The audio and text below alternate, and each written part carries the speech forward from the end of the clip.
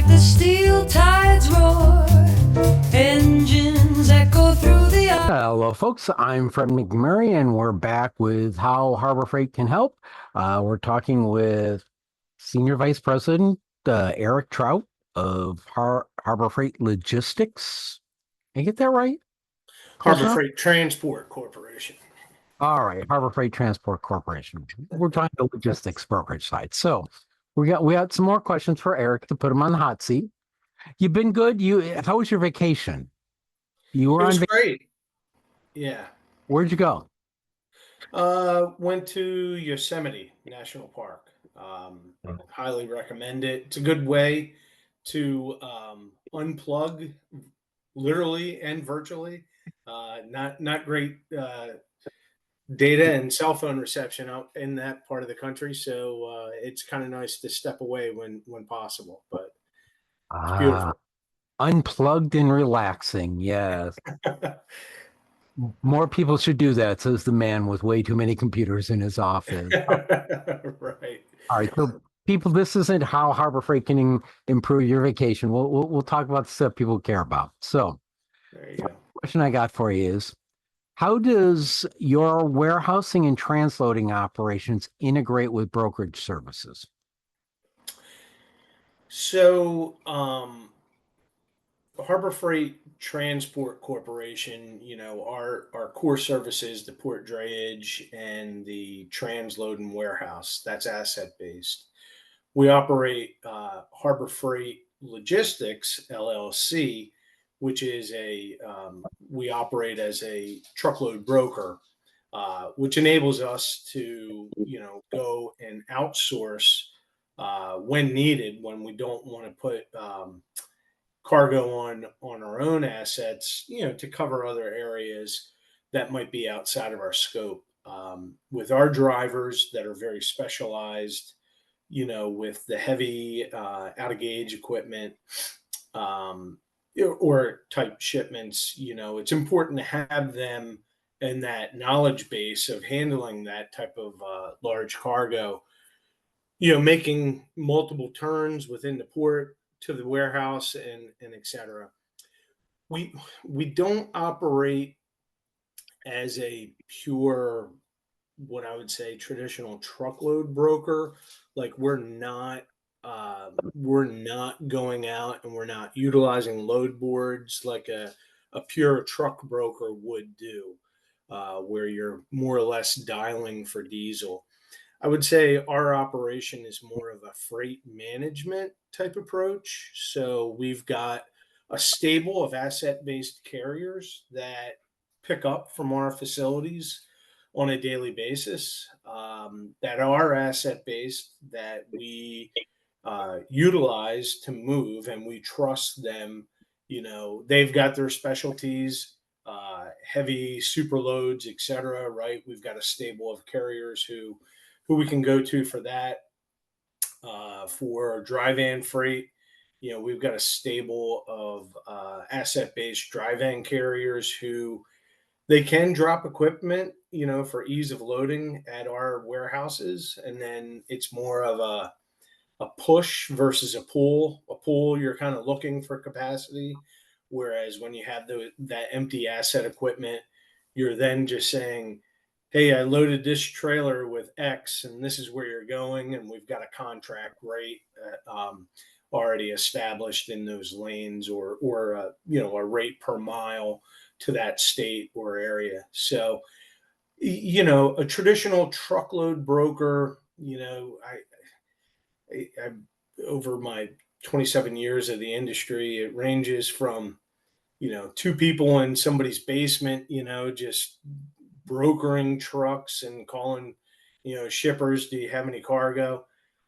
To, major call centers where they're taking young people, off the street. Here's your 150 customers that you need to call to see if they have any freight, and then they hand it off to go secure the trucking capacity, et cetera. We don't operate in that realm, right? It's a more condensed, asset based. Our truckers know us, we know them, we feed them capacity. or they provide us capacity. We feed them the business on a week in, week out basis. So it's a nice relationship. And then how does it benefit the client? First and foremost, nobody likes bills, right? Nobody likes invoices, Well, some of us and invoicing people, but not receiving. exactly. When you utilize Harbor Freight Transport for the port dray transload, and then manage the final mile or the outbound trucking to the final delivery destination, one of the biggest benefits is that the client's going to get one invoice, right, from one party. Now, if you think of all those different aspects, potentially you as a client, if they wanted to utilize their own drayage provider, from the port to the warehouse, that could be an asset from one provider, or an invoice from one provider. Then you would get the warehouse invoice from the warehouse provider. Then you're having to deal with an invoice from an outbound trucker, or a carrier. So we consolidate all of that and we present to our customers one clean invoice for a, soup to nuts, origin to grave type approach. So it's easy for the customer to understand. It's contracted. We spell out on our rate quotes exactly, the services that are required and the rates that are there. Our rate quotes that we generate are generally valid for 30 days. You know, Certain truck brokers won't hold their rates for more than 2 weeks, especially when the market is in flux, tariffs, et cetera, like that. So yeah, 30 days, but the nature of our business, we typically are able to extend those rates for a longer period of time if the customer asks us to be able to hold it. Um, just because of the relationships that we have with the trucking community that we utilize through our brokerage service. All right, so let me see if I can simplify that answer. One, I heard a vetted database of resources you have, so it's not like you're not loading. I won't use that analogy. It's not hit or miss. You have people you've worked with for a long time, so the client knows that they're going to be their cargo is going to be where it's supposed to be, how it's supposed to be, and taken care of. You got a Correct. simplified invoice so that instead of getting 72 different invoices, like for my heart attack, I get one, which to me, that always makes life easier. And the last thing is, you've been doing this for a while. You're not dialing for dollars and just taking any old thing. You're actually Yeah. understand what you're doing. Those are the three real big things that came out to me as just somebody who's listening of, Yeah. you know what you're doing, it's safe, and this isn't something that's a three sheets in the wind program. Yeah. Fred, that brings up a great point that we should discuss. Going back to the original statement, we're more of a freight management Mhm. relationship versus a transactional broker. In our industry, if you look at the industry trade magazines, freight theft and fraud is at all-time highs. Mhm. While there's great aspects of technology that are out there to automate things, and I don't want to say that, digital platform where people can go, kind of like a ride share app, etc. Those platforms exist, in the freight market. You know, Theft and fraud being at an all-time high, that technology also is an enabler for some, bad players to be Mhm. able to set up false companies. And then there's that loss of that, we'll call it human in the loop approach, right? Where you're actually vetting and you're saying, hey, is this a real carrier or is this somebody who's just saying, oh, yeah, I got it and this is my rate. And next thing you know, you've got a missing truckload of cargo and, you know, the minimal cost for a cargo that's stolen. Most carriers, well, you're required to insure a full truckload up to $100,000, right? Just at base level. So other materials could require 250,000 cargo liability. So, it's significant amount of money if you get something stolen or misplaced. So going back to that piece, the stable of carriers that we utilize, they're known entities. They're extremely well vetted. They are, they're safe, compliant, good citizen type transportation companies who have the proper equipment and they've got the industry knowledge to know how to haul those products safely from point A to point B. And when you talk about some of the products that Harbor Freight transport, transloads, and what we warehouse on a day to day basis, that's extremely, extremely important due to the value, the complexity, etc. So I really like that phrase, freight management company. The other phrase that you kicked off was from my IT career, which was I was always used to dealing with projects with multiple vendors, and all I really wanted was one throat to choke when something went. So you guys are Yeah, fighting that one throat to choke, and to me, correct. that's what if I'm a shipper, that's what I'm looking for is one person that or one group I can say, I need this to get from here to here, and I'm going to come and choke you if you don't get it there. Yeah, correct. We streamline that process. We one throat to choke. We call it the control tower approach, but it's a little more pleasant. But um, yeah, it streamlines the whole process. Our clients don't have to, you know, figure out through emails who's the right point of contact. Let me just go direct to Harbor Freight Transport. Let me get the coordinator who's managing this and let them figure it out. So yeah, it's a streamlined process for I sure. To me, that would above and beyond anything else, that would be one of the number one reasons I'd use Harbor Freight Transport. So flip to our next topic. Um, Okay.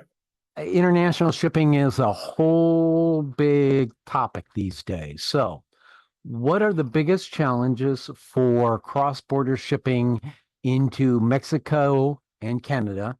And how do you help shippers navigate those issues? So yeah, I mean it's funny. International shipping, most people think of it as, crossing oceans, continent to continent.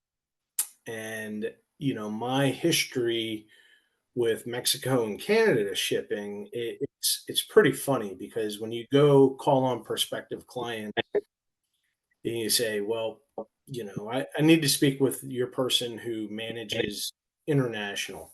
Well, that's fine. Here's a trade compliance person. Here's ocean freight, international air cargo. Go speak to so and so. They do that every day. So you go speak to them and you say, well, let's talk about Canada and Mexico, international shipping. And they say, "Oh, no, no, no, no, no. We don't manage that. You need to go talk to so and so and the domestic transportation team." Right? So then you go talk to that person in the domestic transportation side, and what we've seen a lot is they say, "Oh, no, no, no, no. We don't want to even mess around with that. We just let our Canadian counterparts or Mexico counterparts, they manage all that transportation." Right? So there's a there's a lot of there's a lot of deflection. The international departments really don't want to manage it if it's not truly coming in on an ocean carrier. The domestic transportation providers, they kind of really don't want to mess with it because they've got bigger fish to fry 9 times out of 10 just on pure US to US. And so they'll let their Canadian and Mexican counterparts manage that. So it's not that complex. There's the basic information that you need to know when you're shipping cross border. First and foremost is the documentation that's needed.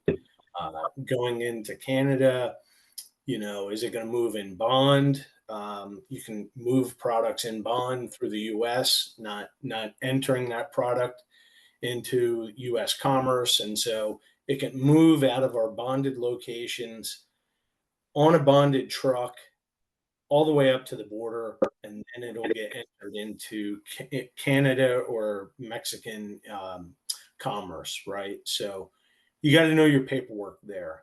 Is it moving on a 7512 T&E? You got to have a bonded carrier. It's pretty blocking and tackling, right? You also have to have the commercial invoice and certificate of origin. Who made the products, et cetera, so that product can be successfully customs cleared. What is probably the biggest piece of information that most people are missing is who is the actual customs broker at the border who's going to do the clearing, right? Everybody knows this is where the product's going to pick up, and this is the final delivery destination. But it's at that choke point at the border. It's like, who are we going to provide this documentation and the paperwork to effectively and efficiently get the products entered into that country? A lot of times that information is missing, and you've got to go ask the right questions. And that's kind of like peeling the onion. It's kind of peeling back the layers. And like I said, the domestic transportation team, they're probably going to say, "Oh, we don't know. You gotta go contact X party," right? So it's kind of a shell game, but it's pretty much blocking and tackling. You need to have your bullet point list. These are the things that are needed to ship cross border. Once you have that, then there's really not a whole lot of mystery to it, right? It's pretty easy to ship across border to Mexico or into Canada. And the same thing is, for import loads, shipping from Canada into the U.S. or Mexico into the U.S., pretty much blocking and tackling. Mexico has different laws. If you're shipping from Mexico into the U.S., you have to have what's called the carta porte. It's basically all the bill of lading information that you would typically have, to transport. So it's not that big of a mystery, but it is some added documentation that you have to have. But our team can walk you guys through it. We do cross border shipments all the time.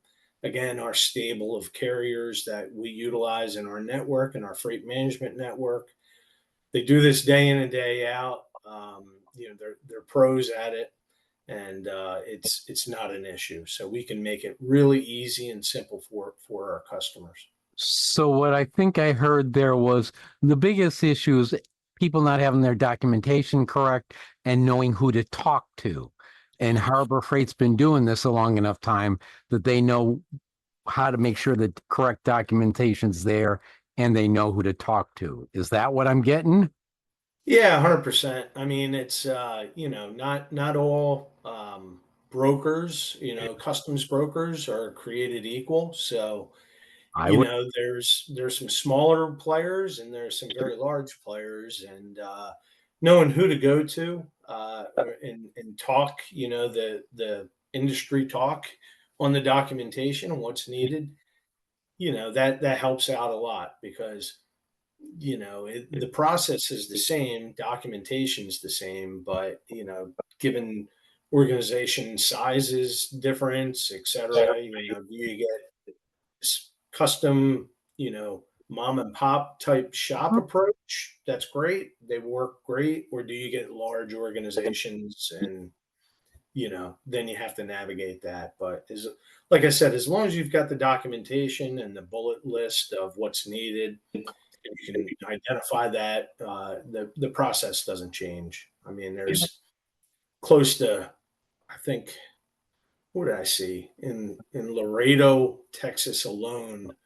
There's I want to say over 7,500 river crossings a day. Um, Wow. That's a lot of yeah, car.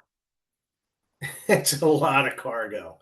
The 5 border crossings in the state of Texas alone has more commercial commerce going cross border than the Port of Long Beach, California, Wow. for Okay. all international shipping. So, All right. So I'll move on to another topic. As I was doing my research before we got on, I came across a phrase that I hadn't heard before. So, what is an airport recovery? yep. How does Harbor Freight support that? And then how does that benefit time sensitive freight? Yeah. So, I mean, just like when you go in the TSA security line to catch a flight, you just can't take a commercial vehicle to an airline and say, I'm here to pick up, as you would at any shipper. So Uh, you have to have drivers who have the proper security clearance and identification, TSA certified, TWIC cards, transportation worker identification cards, etc., to be able to go into these airline facilities to retrieve cargo. Um, going into those facilities, it's also a lot of industry knowledge has to get passed down. You have to present yourself to the window, or the shipping window, and you're going to have to be supplying them with a delivery order that has either a house airway bill or a master airway bill, right? So you have to have those documentation numbers to pick up, because once again, they're just not going to give that cargo to anybody, right? So our drivers are they go into the airports every single day, and they pick up cargo from those air cargo facilities. So they're very well versed in what's needed, at each specific airline, because each one, could require something a little bit different. And those drivers, they are accustomed to doing that. There's also fees that need to be paid. Whether the air freight forwarder pays those, or you want Harbor Freight Transport to be able to advance those charges in order to pick up the cargo. You have storage charges. I mean, you can imagine airports don't have large warehouse, cargo staging areas. So you get very little free time, 24 to 48 hours, and then you get storage charges. And they accumulate and rack up very rapidly. So our drivers are prepared to go in, and if they see a hiccup, hey, storage charges are due, they're trained to be able to call back to dispatch saying, hey, here's the issue. Get with the customer. Do you want us to advance the fees, et cetera? And so Harbor has ways to be able to pay those fees immediately, to specifically get the driver, well, get the airline or the cargo handling facility paid and current to what they need to have to be able to release the freight to our drivers, and then our drivers efficiently get it back to our warehouse for processing. So that really can streamline it. I've seen instances where certain airports just they all are different and they operate different. But I've seen instances where certain companies have gone in 3 4 days in a row and they just will not get the cargo picked up, and every time that the driver goes in, you're talking about a dry run fee for that driver, so there's added cost there, and then the storage charges, from the airlines, that they're going to get paid or they're not releasing that cargo. So I wanna reiterate that because to me that's a huge thing. So not only do you guys try to minimize the number of times the driver goes in, but you will actually save uh, uh, cargo receivers money by paying the fees off so that they'll release the cargo quicker, and the person shipping or the person receiving reduces their shipping costs or storage costs at Right. the airport. That's a Yeah, we try to mitigate the overall expense to the client. So, if we arrive at the facility and there are charges due, our drivers will call back to dispatch. Dispatch will get with the client.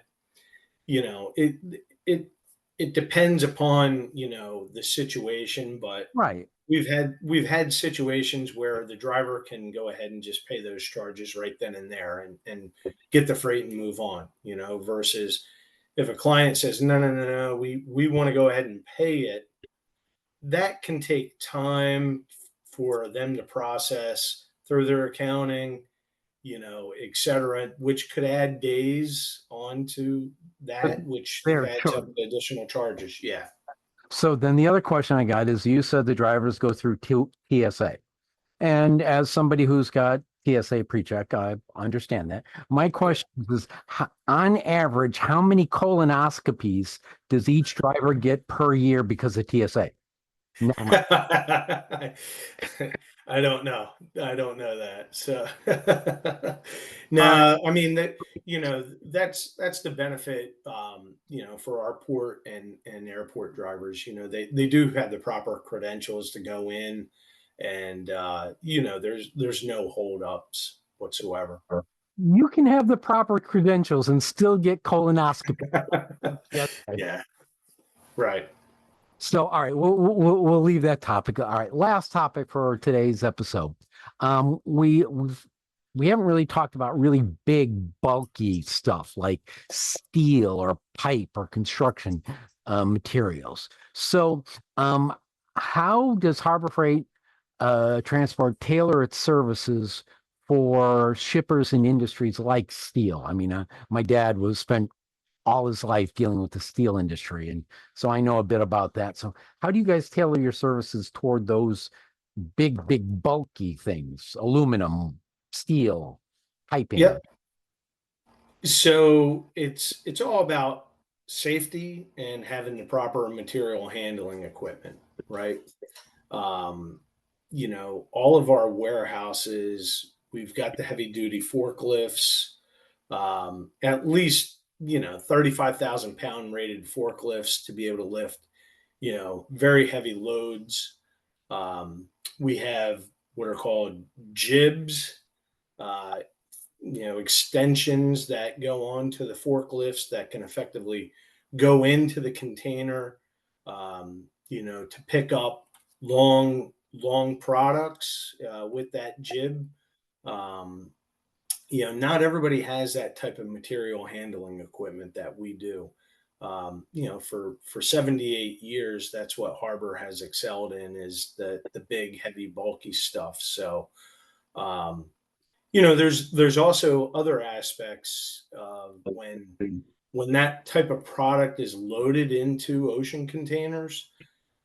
There's blocking and bracing that has to be in place, to safely transport that in that ocean container.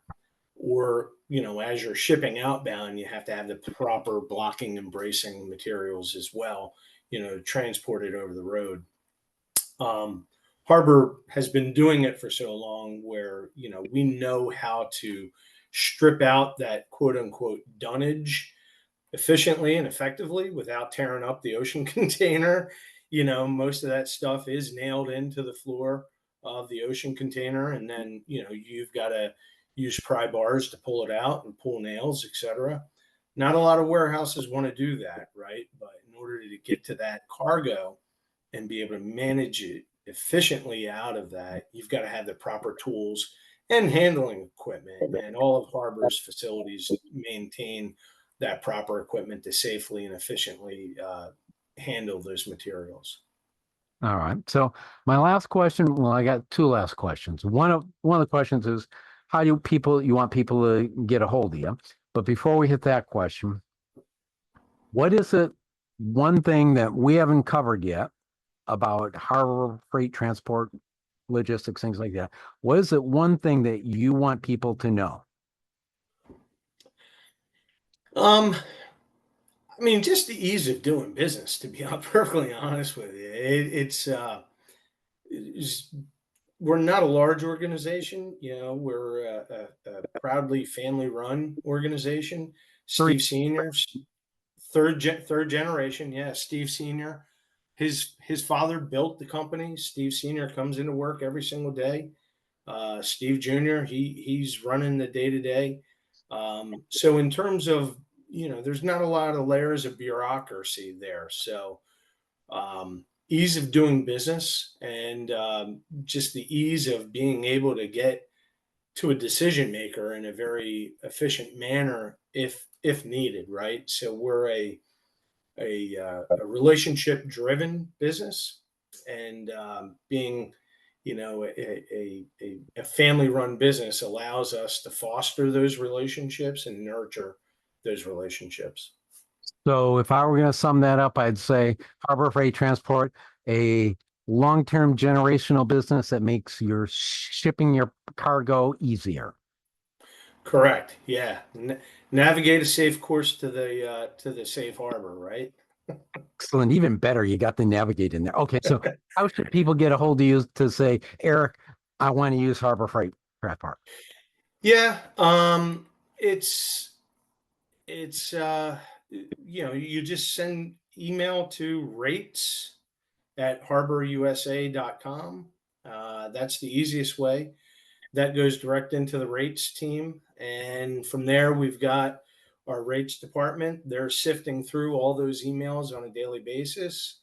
And, depending upon where the product's coming into, we have an internal process to be able to get that rate request to the proper person to get you a quick and efficient turnaround on your rate request. So that's rates@harborusa.com. Correct. Yes.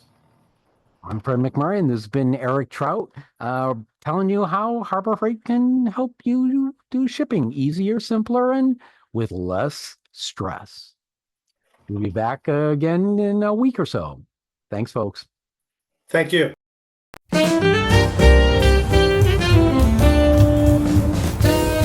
Rolling in like the steel tides roar, engines echo through the iron shore, cargo's heartbeat drums the dock to